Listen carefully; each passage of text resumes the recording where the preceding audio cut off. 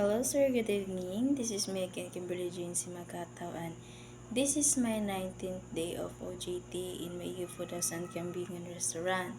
So, same as usual, in ko alas 5 sir, pero abot ko kay hapit na alas 5:30.